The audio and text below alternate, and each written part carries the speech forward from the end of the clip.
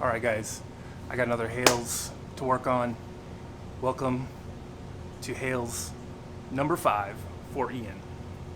As you can see, I am rocking a new shop apron. Didn't have one before. I got one because anytime I work with these wire wheels, they get all over me. Even with this running in reverse, they still get all over me. I find them everywhere. And the problem is, like, they stick into my clothes. I think I get them all, but I don't. Wash my clothes, those wires come out and they wind up in some other garment. I found them in my socks, I found them in my bed sheets, I found them in my underwear. They're very uncomfortable. It's like someone stabbing you with a needle. It's like the worst thing to happen at work, you know. You're like in a meeting and all of a sudden you feel like someone's sticking a needle in your butt. You gotta go to the go to the bathroom and try to find this tiny little wire in your underwear and pull it out so you're not uncomfortable all day. Anyways, this is to help eliminate that. I might modify this, or at least put an addition on this where it covers up this shoulder, because they still can stick in this area, so I might get a thing that kind of comes around and goes over this and blocks that. And this is leather, not cloth, because it sticks into cloth, and I don't care if it sticks into leather because it's not going to go through it. I can just wipe it off or use a magnet or something like that and it'll come off. Alright, let's talk about this one. This one is a great candidate for an Obi Wan. It's got the fat cubes, and it's in really good shape. There's not a lot of rust on this. There's a tiny little bit of surface rust here on the inside. It looks like not much really, and it's gonna be really super tough to pick it up on the inside there. It just has paint on the outside, really. I don't see anything weird about this one. It doesn't have any burrs that got to be taken off, really. It doesn't need to be filed. There's no like surface rust on the outside. I don't need to do electrolysis. I don't need to do any chemicals. So all I'm going to be doing is wire wheeling this thing clean and bluing it. As far as the neck goes, I'm not sure what we're going to do about this neck, if we're going to do anything. We might leave it as it is. We might patina the bottom, you know, darken that up. But it's a complete neck. It's in really, really nice shape. Unfortunately, the wind vane ring here is cracked. It's a pretty big one, and it looks like it might be soldered in place, so it won't come off. So it's not like I can fill that gap. So there's that. I mean, I could take this thing apart and use the neck if we wanted to, but that other neck's got a perfect patina that's natural. I didn't have to do anything to it.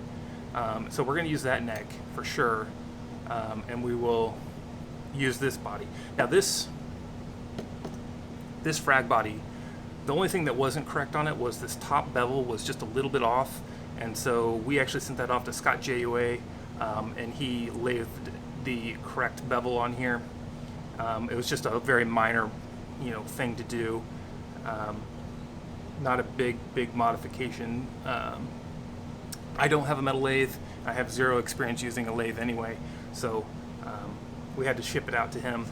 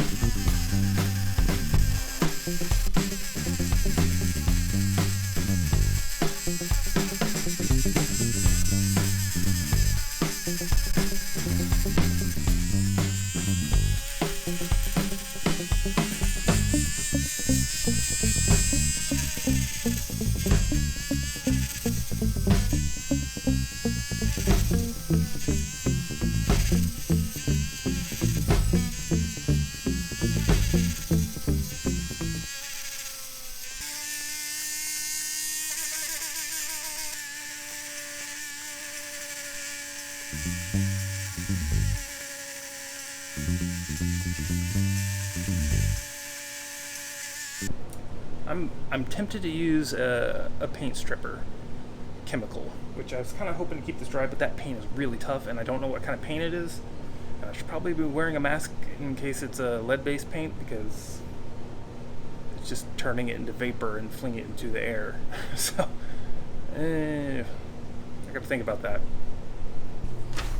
Alright, I have decided I am going to do the paint stripper. I'm going to use this. Let me grab it.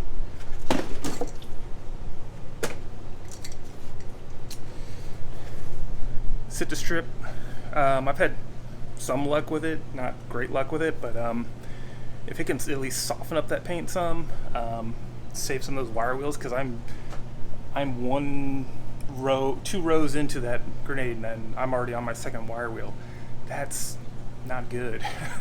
It's just chewing them up, and these are big clean cubes. They don't have like huge burrs on them or anything like that, so I should not be tearing through them, but that paint does not want to come off, and so I'm just, wearing them out. So I'm going to let this sit in this stuff, and I'm going to go do some other chores while it's working, and hopefully it'll soften it up and I can just do a little cleanup with the wire wheels to get the rest off.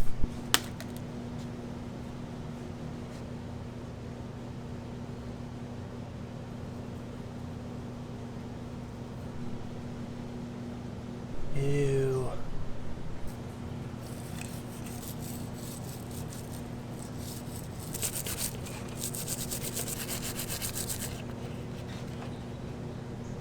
Looks like peanut butter and barbecue sauce.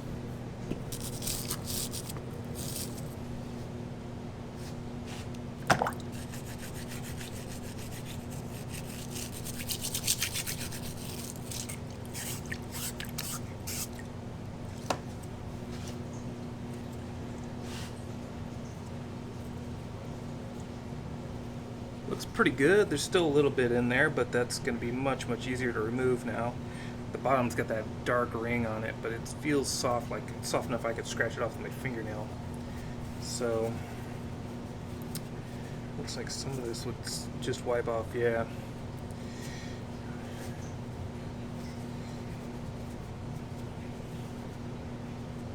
Yeah. Alright, cool. I'm going to wire wheel this clean and dry the rest of the way.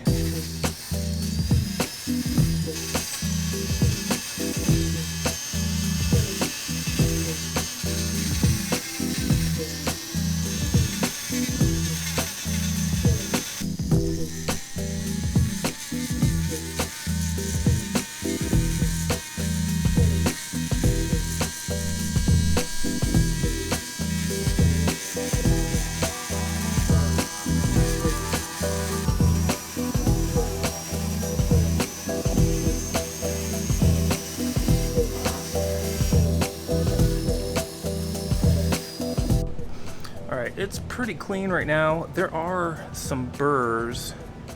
Let's see a few. There's not a ton of them. Not every row has them. I am going to shave those off, so it'll be a little bit cleaner look. Yeah, there's a few more right there.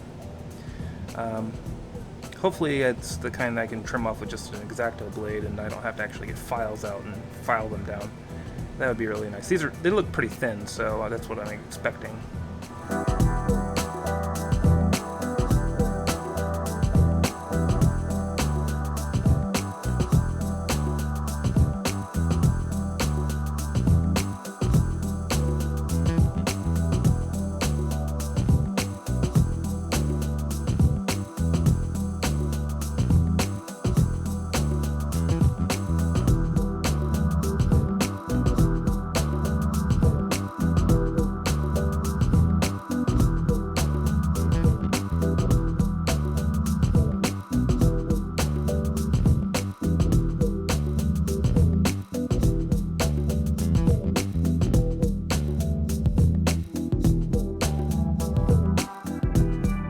Alright, so it's clean now.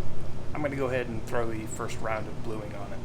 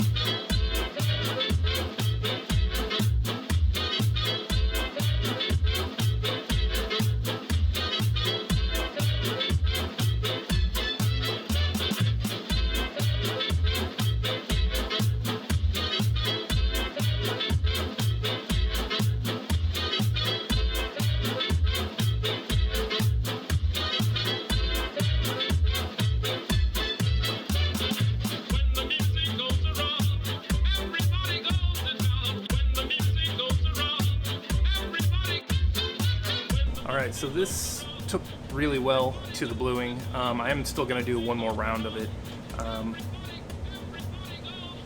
Yeah, it's looking really sharp. I mean, that is a really nice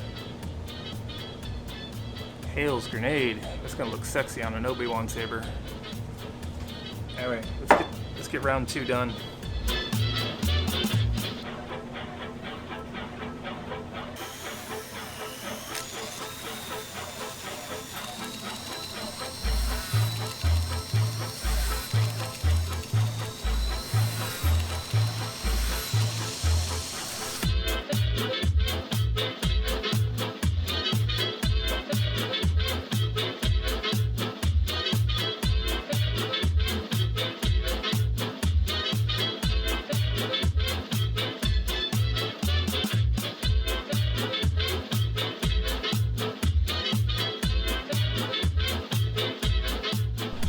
This thing is beautiful. I'm going to throw some barricade on it here in a second, and it's done. I don't need to let this one sit for 24 hours. It didn't have hardly a spot of rust on it, so it's not like pitted, and I mean it's got little tiny surface scratches and pits, but it's not like, you know, deep. I didn't have to do any filing. I didn't have to do any electrolysis, so it's not going to soak up oil like a sponge like some of the worst condition ones. So I'm going to give it a spray. I'm going to let it sit for a little bit, and then I'm going to wipe it off, and we're going to put it on Ian's real parts grenade, at least all the real parts that he has, which is all of them except just one, still missing a balance pipe. And we're going to pull the Hales 1 body off, and we're going to use the Hales 2 neck, I think it was Hales 2, and we're going to put it on this body, and this is going to be the final one. So let's barricade.